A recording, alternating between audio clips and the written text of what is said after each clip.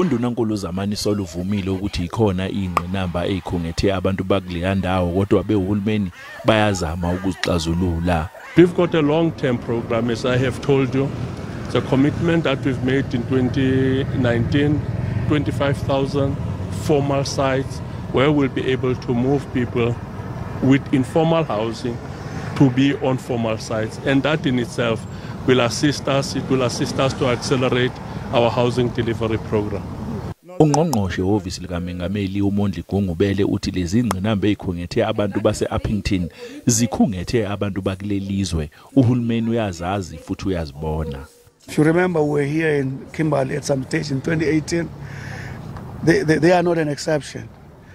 Although it appears that this is one of the municipalities that are better run, but sanitation, water is going to be key. Ungqongqoshe wezokuhlaliswa kwabantu uMamluko Gubhayi utshele izinkumbi zabantu ezethamelele Imbizo ukuthi uhulumeni uyasibona isidingo sokuthi kuphuthunyiswe izidingo kubantu. There is a need for an urgent intervention to improve service delivery in all districts and metros and spaces across the country.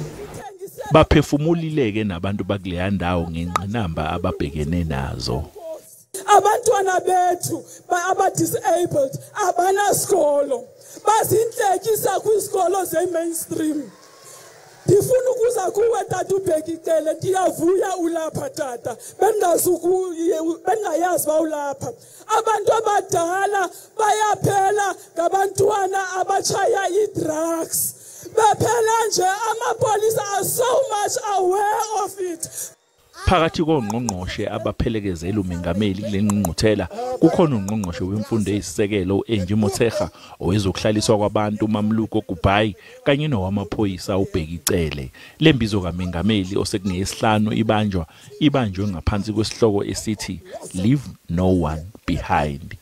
NginguCalvin wakwaDludla eindabeni ze SABC.